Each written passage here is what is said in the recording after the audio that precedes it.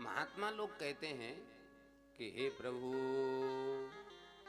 आपने हमको सब वर्णन तो सुना दिया, पर आपने अभी रुद्राक्ष का वर्णन नहीं सुनाया। तब श्री सूत जी महाराज रुद्राक्ष का वर्णन सुनाते हैं और कहते हैं, सुनो महात्माओं, रुद्राक्ष 1 से लेकर के 14 मुखी तक के रुद्राक्ष होते हैं।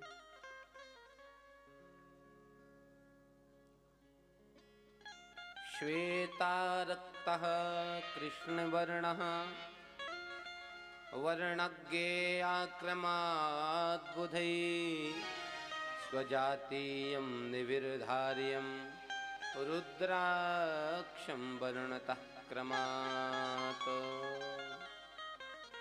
देखो, रुद्राक्ष 4 प्रकार का होता है। श्वेत सफेद रुद्राक्ष भी होता है, हमने दर्शन भी किया है और हमारे पास है भी। पीला, लाल और काला। लाल और काला तो प्राय मिल ही जाता है, पीला भी मिल जाता है, सब रुद्राक्ष। 4 प्रकार का रुद्राक्ष होता है, श्वेत, पीला, लाल और काला। नियम ये है कि श्वेत ब्राह्मण को, पीला क्षत्रिय को, लाल वैश्य को और काला शूद्र को पहनना चाहिए। पर ऐसा नहीं है, कोई भी कलर का रुद्राक्ष आप कंटिन्यू पहनोगे तो वो काला पड़ ही जाएगा। 4 प्रकार के रुद्राक्ष हैं। महाराज ये बाद में बताना, पहले ये बताओ रुद्राक्ष की उत्पत्ति कैसे हुई है। शिव प्रियतमो गेयो रुद्राक्ष पर पावनः दर्शनात् परसनात् जाप्यात् सर्व पाप हरस्मृतः। ऐसी महिमा है भैया रुद्राक्ष की कि दर्शनात्, स्पर्शात्, जापात। आप रुद्राक्ष से जप करो, जप नहीं कर सकते हो तो स्पर्श करो, गले में पहनो। गले में नहीं पहन सकते हो तो रख लो घर पे, उनका दर्शन करो, उससे कल्याण हो जाएगा। बड़ी भारी महिमा रुद्राक्ष की। महाराज उत्पन्न कैसे हुआ? तो सूत जी कहते हैं, सुनो महात्माओं, दिव्य वर्ष सहस्राणि महे तानि पुनः पुरा तपः प्रकुर्वत स्नातं मना संयम वै मम। भगवान शंकर ने दिव्य सहस्र वर्षों तक तपस्या की। दिव्य 1000 वर्ष तक। जब भगवान शंकर ने 1000 वर्ष तक तपस्या की और दिव्य 1000 वर्षों बाद आज भोले बाबा ने अपने नेत्र खोले हैं, तो भगवान भोले बाबा के नेत्रों से 2 अश्रु के बूंद गिरे। आप बहुत देर तक नेत्र ऐसे खोले रहोगे, प्रैक्टिस करना, यहां पे नहीं, घर पे जाकर। तो हाँ, बहुत से लोग यही शुरू करते हैं अपनाना, तो यहाँ नहीं, ये सब सिस्टम घर का है। जब आप बहुत देर तक नेत्र को खोल के रखेंगे, पलक मत गिराओ, तब भी आंसू गिरने लग जाएगा, स्वभाव है आंख का। और बहुत देर तक बंद करके देखना, 10-20 मिनट नहीं, 2-4 दिन तक मत खोलना, फिर देखना। ऐसा हो नहीं सकता है। तो नेत्र, कोई भी वस्तु सीमा से अधिक कुछ करोगे उसमें नई घटना घटेगी। भगवान भोले बाबा ने 1000 वर्षों तक नेत्र बंद कर रखे, और महाराज जैसे 1000 वर्षों बाद भोले बाबा ने नेत्रों को खोला तो उनके आंसू से 2 अश्रु के बिंदु जमीन पर गिरे हैं, और जो अश्रु बिंदु जमीन पर गिरे हैं उन्हीं अश्रु बिंदु से वह वृक्ष प्रकट हो गए। उस वृक्ष का नाम क्या पड़ा? रुद्राक्ष। रुद्रस्य अक्षः। भगवान रुद्र मतलब शंकर, अक्ष मतलब आंख, उनकी आंख से जो प्रकट हुआ है उसका नाम रुद्राक्ष। अब तो महाराज दिव्य वृक्ष प्रकट हो गए और उसमें जो फल लगे भगवान शंकर को अति प्रिय लगे और भगवान शिव ने उन फलों को अपने गले में धारण कर लिया। देखो भैया, रुद्राक्ष होते तो कई प्रकार के हैं, पर दो प्रकार के रुद्राक्ष बहुत उत्तम होते हैं, वह बहुत फलीभूत होते हैं।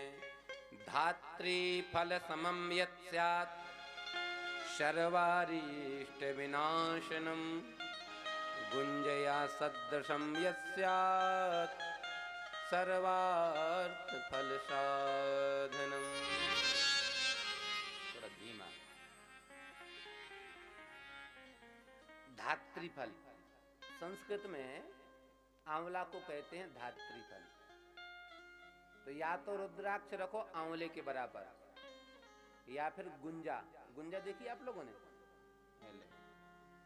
अब क्या बताएं आपको, मोती देखा छोटा वाला, उससे थोड़ा सा बड़ा होता है,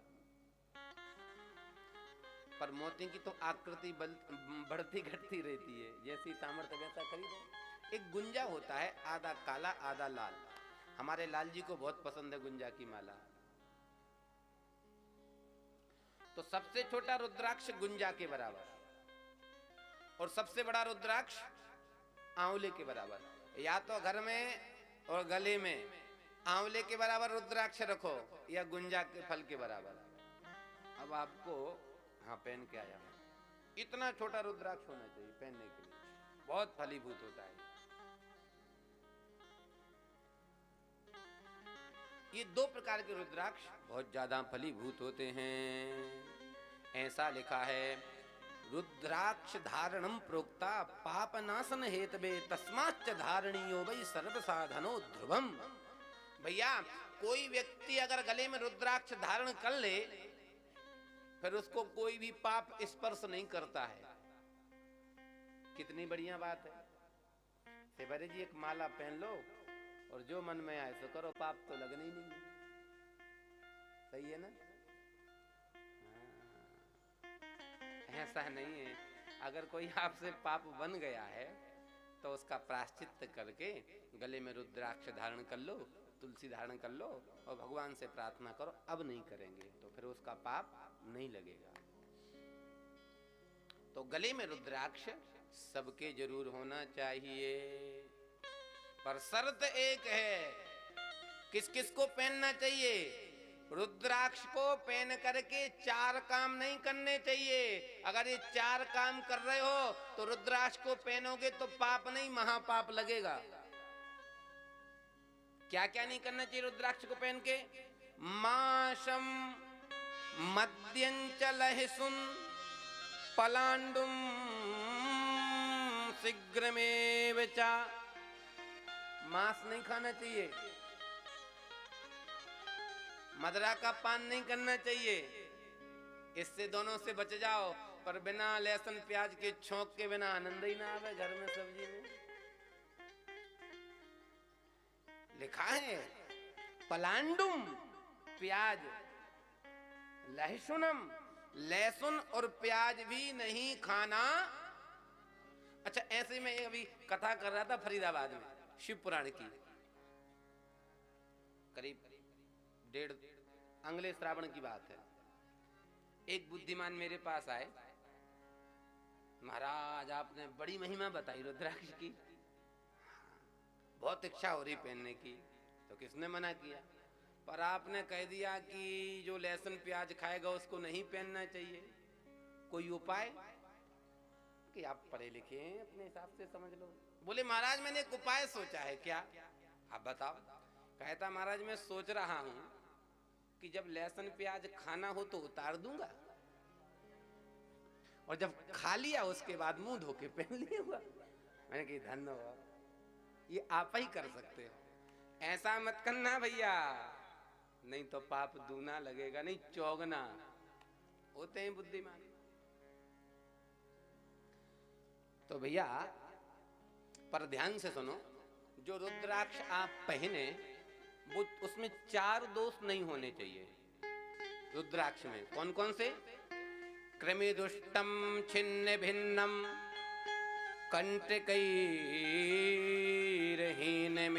च व्रणयुक्तं मर्वत्तं च रुद्राक्षान् षड्विवर्जयेत्। 6 प्रकार के रुद्राक्ष वर्जित हैं। पहला कृमिदुष्टम, कीड़े के द्वारा खाया गया। आप लोगों में से किसी ने रुद्राक्ष वृक्ष देखा है क्या? अरे कईयक बैठे होंगे जिनने कहो सिंगापुर देखा होगा। हाँ, गए कहीं बाहर आप? हाँ देखो, आउट ऑफ कंट्री गए पर रुद्राक्ष का पेड़ नहीं देखा। अच्छा तो कोई बात नहीं, फिर तो चलेगा। देखो उज्जैन में जब महाकाल का दर्शन करने जाओ तो महाकालेश्वर के पीछे आदि महाकाल है बाजू में, वहीं महाकाल की वाटिका बनी है, उसमें पेड़ हैं। और हमारे विद्यार्थी काल में हम कुछ दिन उज्जैन भी रहे हैं, तो वहाँ जाते थे नित्य दर्शन करने, और हमने अपने हाथों से रुद्राक्ष उतारे। तो कई जगह हैं, मुझे ऐसा लगता है अगर पता किया जाए तो ग्वालियर में भी रुद्राक्ष का पेड़ मिल सकता है। अब तो भारतवर्ष में कई जगह, वृंदावन में भी रुद्राक्ष वृक्ष हैं। अरे भैया दर्शन बहुत अच्छी बात है, रुद्राक्ष के वृक्ष का पता करेंगे तो पता चल सकता है। अब प्राय तीर्थ में रुद्राक्ष का वृक्ष मिल जाता है, हरिद्वार ऋषिकेश में तो भरमा रही है। और महाराज कहीं मत जाओ, नेपाल चले जाओ दर्शन करने, तो जैसे अपने यहाँ ये बेरी बबूल के पेड़ नहीं लगाने पड़ते, अपने आप उगते हैं, ऐसे वहां रुद्राक्ष अपने यहाँ होते हैं। पशुपतिनाथ जी का दर्शन रुद्राक्ष का दर्शन, और चाहो तो हाथ से उतार भी जाओ। तो पहली बात शर्त एक है कि कीड़े के द्वारा खाया हुआ रुद्राक्ष नहीं होना चाहिए। अब हम लोग जाते हैं दुकान से लेके आ जाते हैं, महाराज हमने पहन ली माला, कछूना है भयो। अरे बा में जो दोष हैं, आपको ज्ञान ही नहीं है कि रुद्राक्ष में दोष कौन कौन सा होता है।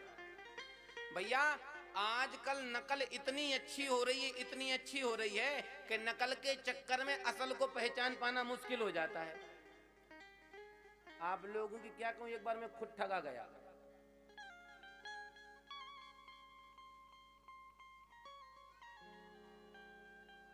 इंदौर गया था कथा करने, सोचा चलो महाकाल का दर्शन करें आए।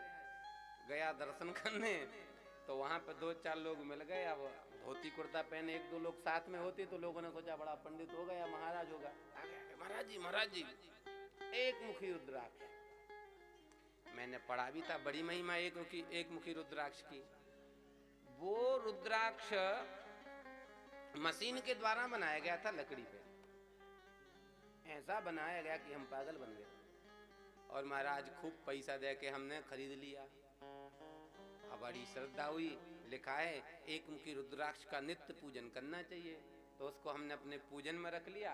अब रोज उसको स्नान कराएं, रोज चंदन लगाएं। और लकड़ी थी वो तो फूल गई, और महाराज सुबह पानी में फूल जाए और गर्मी के समय में गर्मी में सूख जाए, कुछ दिन बाद वो बीच से दिरक गई। हमने सोचा शंकर जी खंडित हो गए। अब देखा तो महाराज वो शंकर जी थे ही कहाँ, वो तो लकड़ी थी, पागल बना दिया। तो देखो निवेदन करूं भैया, थोड़ा जब कभी भी रुद्राक्ष को लो तो कोई विज्ञ व्यक्ति को आगे लाओ, तब रुद्राक्ष की माला खरीदो। तो पहले तो कृमि के द्वारा, कीड़े के द्वारा ना छिन्न भिन्न किया गया हो। कंटकैर्हीनम, कंटक जानते हैं ना आप, रुद्राक्ष में वो छोटे छोटे दाने दाने से होते, जिसे कांटे भी कहते हैं, उसे कंकड़ कहते हैं। वो भी कोई टूटा नहीं होना चाहिए, वो टूट जाते हैं। वो टूट गया तो रुद्राक्ष खंडित हो गया। व्रणयुक्तम, टेढ़ा नहीं होना चाहिए रुद्राक्ष, एकदम गोल होना चाहिए, वृत्त होना चाहिए महाराज। और सुनो, स्वयमेव कृतद्वारम रुद्राक्षम स्यादिहोत्तमम, किसी के द्वारा उसमें छेद ना किया गया हो। आजकल जो रुद्राक्ष मिलते हैं 90% रुद्राक्षों में छेद किया जाता है। वही रुद्राक्ष श्रेष्ठ है जिसमें अपने आप छिद्र हो। छिद्र कब होता है? जब रुद्राक्ष लगा रहता है। पहली बात तो रुद्राक्ष लगा लगा जब पकता है तो उसके पहले उसको कीड़े ही खा लेते हैं, इसलिए उसको पहले तोड़ लेते हैं और सुई से छेद करते हैं उसमें। अपने आप जब रुद्राक्ष परिपूर्ण पक जाता है तो गिर जाता है, और गिर जाता है तो देखना उसमें अपने आप छेद जैसा हो जाता है। दूसरे के द्वारा छेद न किया गया हो, रुद्राक्ष स्वयं उसमें छेद हो। यह माता पार्वती ने पूछा है भोले बाबा से, बोले बाबा आप रुद्राक्ष से इतना प्रेम करते हो, इस रुद्राक्ष की महिमा क्या है?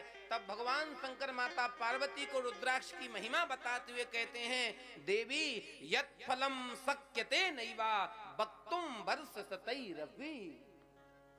अगर मैं रुद्राक्ष की महिमा को विस्तार पूर्वक कहूंगा तो 100 सालों में भी रुद्राक्ष की महिमा को पूरा नहीं कह सकता। ऐसी महिमा है रुद्राक्ष की। माता जी ने कहा थोड़ा संक्षेप से ही बता दो।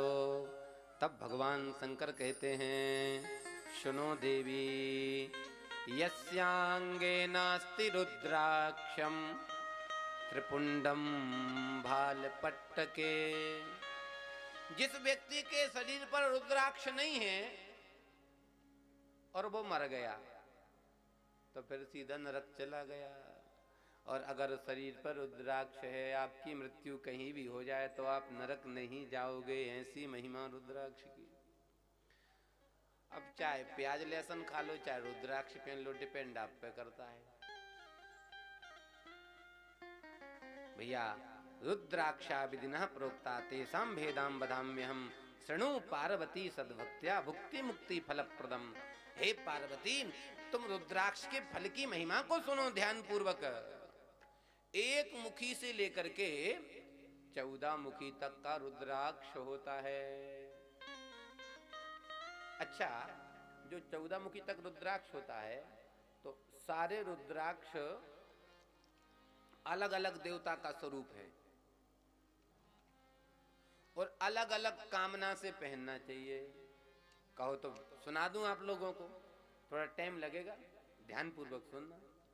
तो भगवान शंकर कहते हैं, सुनो देवी, एक वक्त्रा शिव साक्षात भुक्ति मुक्ति फलप्रदा तस्य दर्शन मात्रेण ब्रह्म हत्या विपोहति।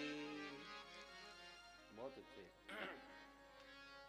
देवी, जो एक मुखी रुद्राक्ष होता है वह साक्षात सदाशिव, वह साक्षात भगवान शंकर का स्वरूप है।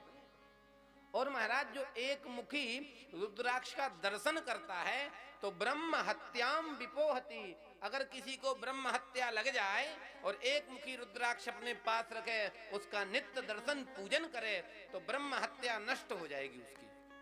ऐसी महिमा एक मुखी रुद्राक्ष की। 2 मुखी रुद्राक्ष की, दुवक्त्रो देव देवेता सर्व काम फलप्रदा। जो 2 मुखी रुद्राक्ष है वह देव देवेता, वह साक्षात भगवान नारायण का स्वरूप है। 2 मुखी रुद्राक्ष कोई व्यक्ति घर में रखे और उसका पूजन करे तो लिखा है गोवधम नाशये द्रुतम। अगर किसी व्यक्ति से गोवध हो गया हो, किसी से गैया मर गई, अगर 2 मुखी रुद्राक्ष घर में रख के पूजा करे तो गो हत्या का पाप नष्ट हो जाता है। भगवान शंकर कहते, सुनो पार्वती, त्रिवक्त्रो हि रुद्राक्ष साक्षात् साधनदः सदा यत् प्रभावाद्युतैर्भावै विद्या सर्वप्रतिष्ठितः। 3 मुखी रुद्राक्ष साक्षात रुद्र का अवतार है, मेरा ही अवतार है। और 3 मुखी रुद्राक्ष जो घर में रखता है तो ऐसा लिखा है सर्व विद्या प्रतिष्ठिता, उसको महाराज सभी प्रकार की विद्याएं प्राप्त हो जाती हैं। विशेष करके 3 मुखी रुद्राक्ष बच्चों को जरूर पहनाना चाहिए, पढ़ने में बुद्धि खूब तीव्र हो जाती है। 3 मुखी रुद्राक्ष। और कह रहे हैं चतुर्वक्त्या स्वयं ब्रह्मा नरहत्याम विपोहति। 4 मुखी रुद्राक्ष स्वयं ब्रह्मा जी का अवतार है। नरहत्या विपोहति, कोई उससे नर की हत्या हो जाए, 4 मुखी रुद्राक्ष रख के पूजा करे, वो भी नष्ट हो जाएगी। पंचवक्त्रा स्वयं रुद्रा कालाग्निर्नामतः प्रभु, सर्वमुक्ति प्रदश्चैवा सर्व काम फल प्रदः। 5 मुखी रुद्राक्ष भगवान काल और अग्नि का स्वरूप है, जो सब प्रकार का सुख देने वाला है। महाराज 6 मुखी रुद्राक्ष स्वयं कार्तिकेय जी का अवतार है। महाराज जिस व्यक्ति को लगे कि हमारी पराजय हो रही है किसी भी क्षेत्र में, चाहे वो केस में हो, कोर्ट में हो, कचहरी में हो, परिवार में हो, लग रहा अब हम हार रहे हैं, तो 6 मुखी रुद्राक्ष ले आओ, रख के पूजन करो, उसको धारण करो। महाराज ऐसा करने से उसको विजय प्राप्त हो जाती है। 6 मुखी रुद्राक्ष की ऐसी महिमा है। सप्तवक्त्रो महेशानि अनंगो नाम नामतः, धारणा तस्य देवेति दरिद्रोपीश्वरो भवेत्। भगवान शिव कहते, हे देवी पार्वती, 7 मुखी रुद्राक्ष भगवान अनंग का अवतार है। भगवान अनंग किसे कहते हैं? न अंगः इति अनंगः, साक्षात शालिग्राम भगवान का अवतार है सप्तमुखी रुद्राक्ष। और 7 मुखी रुद्राक्ष मैंने बताया, उसमें 6 दोष नहीं होने चाहिए रुद्राक्ष में। अगर 6 दोषों से युक्त है तो कुछ नहीं होने वाला।